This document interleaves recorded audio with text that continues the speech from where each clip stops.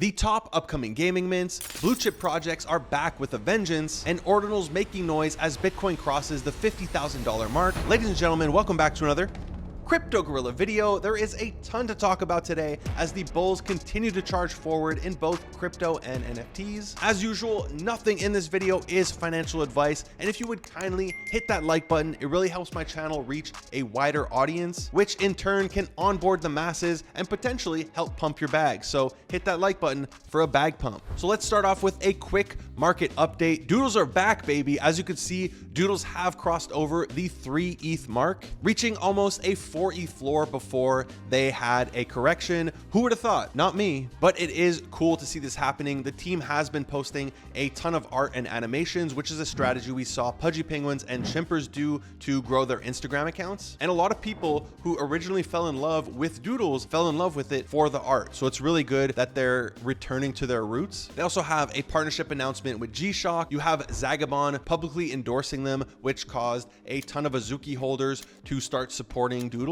And the team has been doing marketing efforts like joining the Whale Show by Whale and Shiv. So it's getting a ton of people to rally behind them. Now, I also heard speculation about a token airdrop, which I have no idea if it's true. Obviously, rumors of a token is going to cause a pump. Same thing happened for Pudgies. But I do think a lot of people who missed out on the Pudgy pump are looking for the next blue chip, right? A blue chip from last cycle that is going to have a comeback and have a pump. And it seems like the project they've chosen is Doodles. Now, speaking of Pudgies, they are on the precipice of flipping Bored Apes, right? At the time of filming this video, they are only 2 to 3 ETH from flipping and taking the reins. Now, I remember when Pudgies had their Walmart announcement, I posted a video titled like Pudgies are gonna flip Bored Apes, which it was a troll, right? It was a meme. I didn't think they would actually flip them, not because I thought Pudgies couldn't make it to 20 ETH, but I thought by the time they made it to 20 ETH, Apes would be at 30 or 40 or higher. And if we look at what each team has been doing,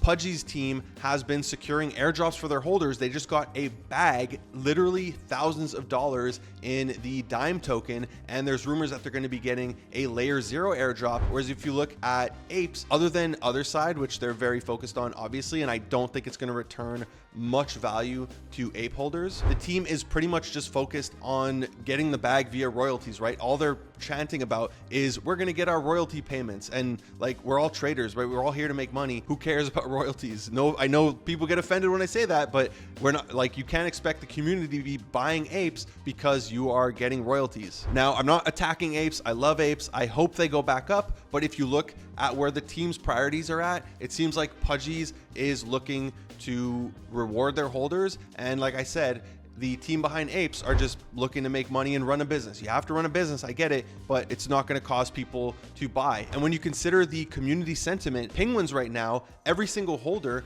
of Pudgies is up, not only on their purchase, but also because they got these great airdrops. Whereas if you think of Apes, a lot of them are down bad because this is the lowest Apes have been in years, but a lot of Apes who bought in early and didn't sell are coping that they didn't sell at like 150 ETH. So the community sentiment is also not in their favor. But speaking of projects who reward their communities, Pixelmon dropped their tokenomics, which are very favorable for their holders. And full disclosure, I am an ambassador for Pixelmon, but I am very glad to see that they are going in the meme land direction of rewarding their holders and putting their community first, as opposed to some of these other projects we've seen recently with a token airdrop for their NFT holders, which people have been very upset about. I think you know which one I'm talking about. So if we look at this graphic that they dropped on Twitter, you can see that 30% of the token supply is going to be going to the community,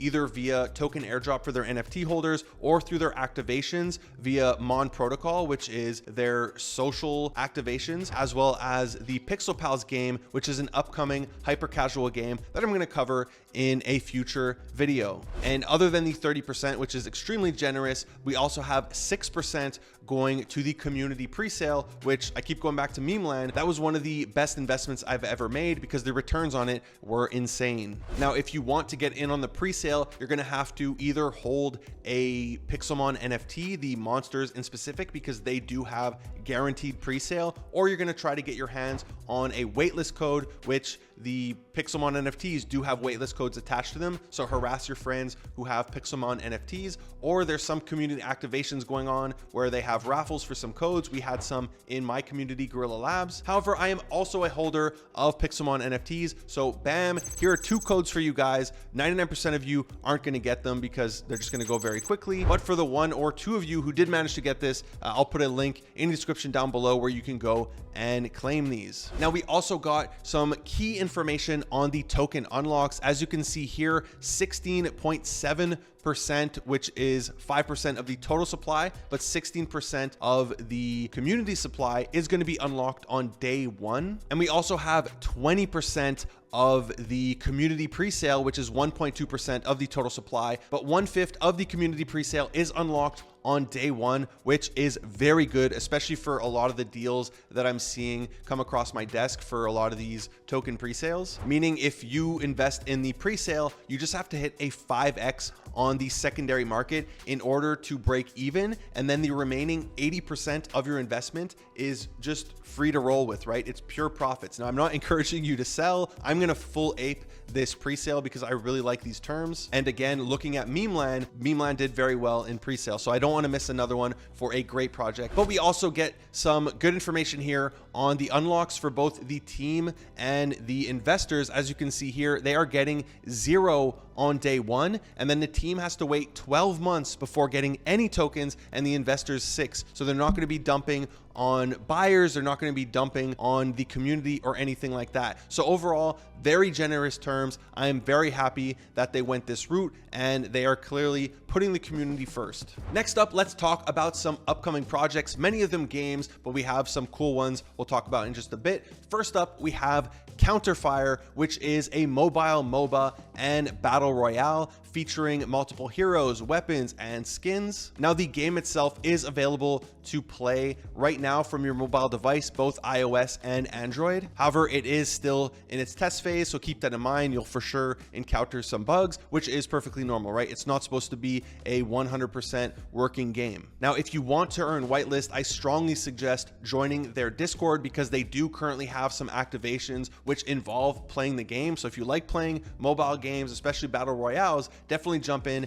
and try to earn yourself a whitelist. It's not going to be easy. The supply is only 500 NFTs, but that's one of the reasons this is so bullish, because it's a free mint of only 500 NFTs. And I get asked all the time, what is the next L3E7? Because L3E7 was a free mint of 600 NFTs that ran past 10 ETH before having a slight correction. I am still holding my L3E7, by the way. And if I had to pick one project that I would guess is like an L3E7, it would be this one. I am not saying it's going to 10 ETH. I cannot predict that. I don't have a crystal ball, but I'm definitely bullish on this project. Now, if we look at some of the utilities, they definitely reflect L3E7, and this is normal because they do have the same advisors. And some of these utilities are a token airdrop, access to the IDO, so you're getting pre-sale allocation, airdrops for their future NFTs, which the collection is already in the works, in-game assets and perks. But the one that is the coolest in my opinion, which is also the reason I like L3-7 so much,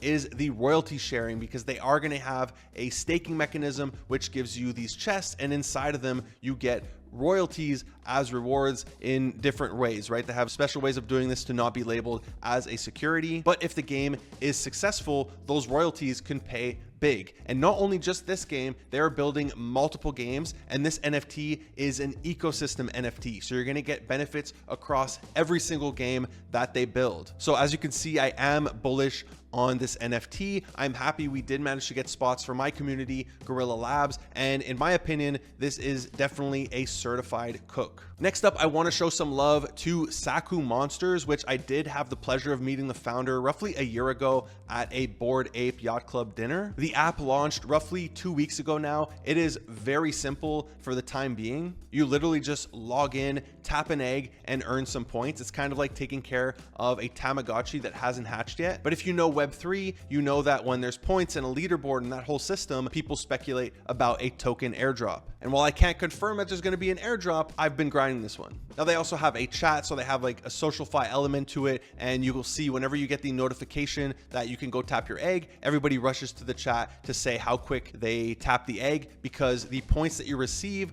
are based on how fast you tap the egg compared to others. So for me personally, I do have my notifications on, that way I can get as many points as possible. And they do have plans in the future to expand the game with a ton of fun stuff. However, for the time being, like I said, it is super simple, but that's good. You just have to jump in 2 times a day, tap the egg, earn some points. It is absolutely free to do, and there are no gas fees. So I'm going to put a referral code in the description down below for this one, because you do get extra points for every single person that you refer. So if you'd like to use my referral code and help me get more points, you're free to do that. Next up, I want to talk about an upcoming mint that I do believe will perform well, which is Kartparty. Now, I originally started talking about this project when it was roughly at a 0.7 floor, because I had heard that their second mint was coming up in the next few months. So I assumed that these NFTs would pump. I ended up picking up 2 at around 1 ETH, and my price target for them was 2. They did manage to pump all the way up to 2.4 before having a correction. They are currently sitting above 2 ETH right now, and this is due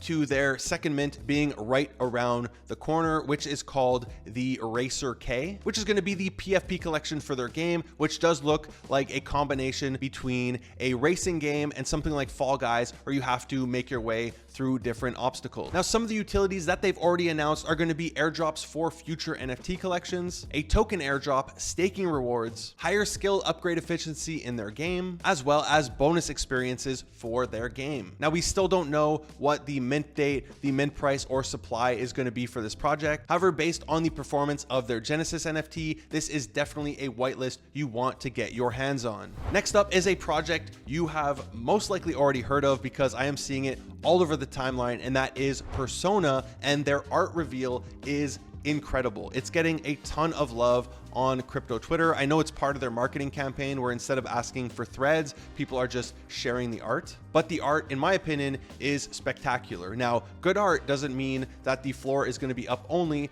and these are going to go to 20 ETH. However, people are clearly loving what they're seeing, and with the attention that they're getting, it means more people are going to be playing the secondary market. And then once they reveal, we've seen it before, where everybody spends the next like 48 hours sharing their reveals and how much they love their art. Now, I also personally really like the art. They did a great job at hitting this like retro anime look, which really differentiates them from pretty much every other anime PFP out there, because we do often see anime PFPs and it's like, oh, it's another anime PFP. But this one is super clean. Not only that, the trailer that they dropped is also beautiful. Like, this could be a movie out of Studio Ghibli or something. So I am very hyped for the launch of this project, and pretty much everybody is talking about it, so it does seem like it's going to perform incredibly well. Moving on to Ordinals, we have the reveal of the Orange Eye OMBs, and I took the biggest L on these. Dude, I was looking at the green eyes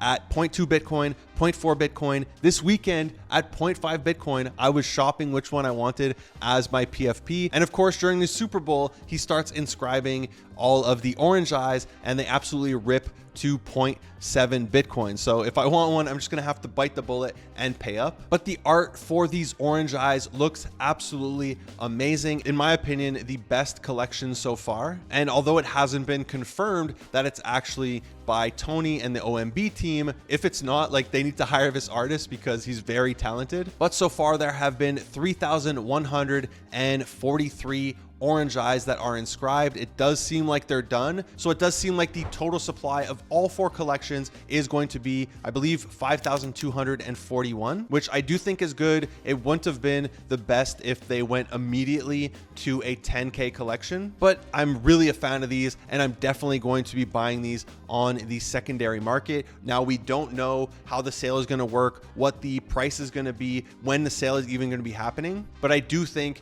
they are going to have a ton of attention, and a lot of people are going to be trying to pick these up. Now, I know for green eyes, if you had a set, so if you had a blue and red eyes, you were given multiple whitelist spots for the green eyes. So I assume if you have all 3 now, a full set, you are going to get a healthy amount of whitelists for the orange eyes. But if we look at this tweet by NFT Boy, who has been bullish on OMBs for a very long time, telling me to buy as low as 0.169 Bitcoin, and I completely faded his alpha. But he mentions here that the Nullish collections as well as the Zero Monkey Biz got whitelist for the green eyes. And if we look at these collections here, you have the Monkey Biz collection. The price has pumped from 5 Solana all the way to 15. It has corrected, but it is still at a 2x. And then if you just search Nullish, even though NFT Boy mentioned, I think, a specific collection by Nullish, if you look at any of Nullish's collections, they've all pumped, right? I could just scroll through them here and you're gonna see they all had a pump. So I'm assuming people are just thinking they can get whitelist by these, or they're doing whatever they can to get whitelist for the orange eyes. So there's definitely a ton of hype around this collection. It is looking to be one of the top collections on Ordinals. And dare I even say, these are the punks of Ordinals. That's it for this video. I hope you enjoyed it. If you did, be sure to give it a big thumbs up. If you haven't already done so, would you kindly hit that subscribe button, smash that bell notification. Thank you for watching another Crypto Gorilla video. Peace.